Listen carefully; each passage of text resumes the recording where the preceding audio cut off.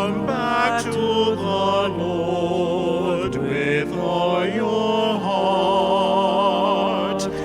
Leave the past in ashes.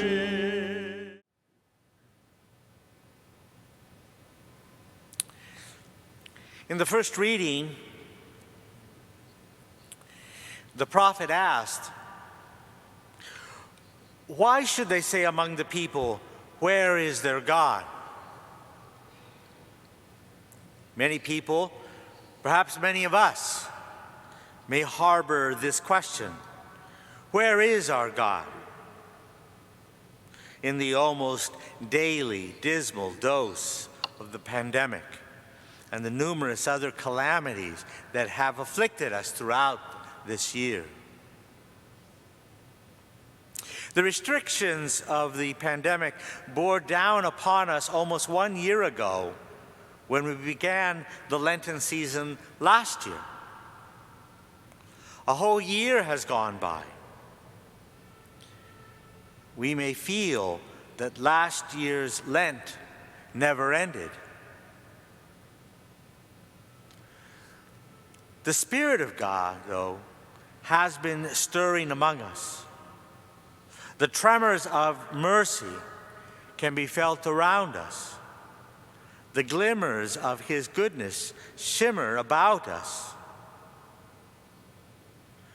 Throughout these troubled times, everyone has had to make sacrifices. Some of these sacrifices have been heroic.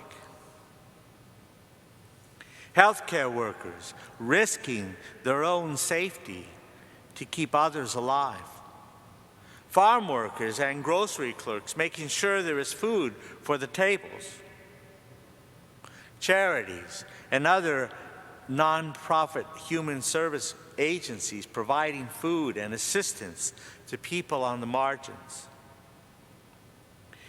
Teachers, with whatever opportunity provided, trying to help children and young people learn. Mothers and fathers balancing, caring for their children and doing their jobs. Many have left their jobs to care for the home. All our lives have been disrupted. In the cloudy, confounding confusion, some have found discoveries. In the shadows of affliction and the aching distance we must keep, some have discovered the graceful freedom of sacrifice.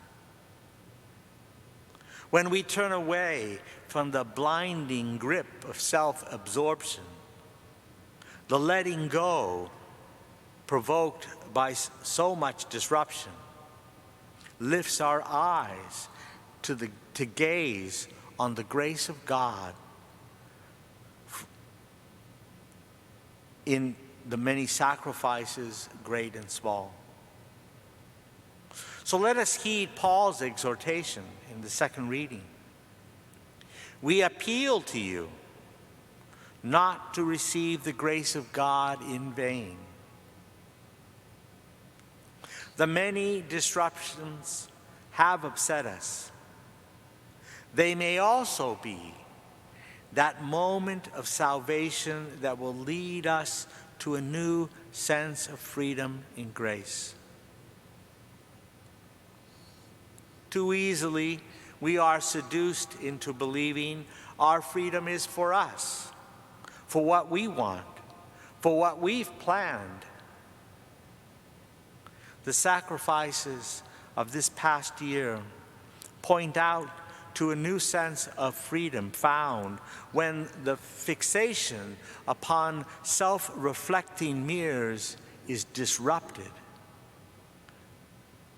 The daily sacrifices can trap us into a vicious cycle of self-preoccupations, or they can become windows into the lives of others to discover our common sorrows as well as our common bonds.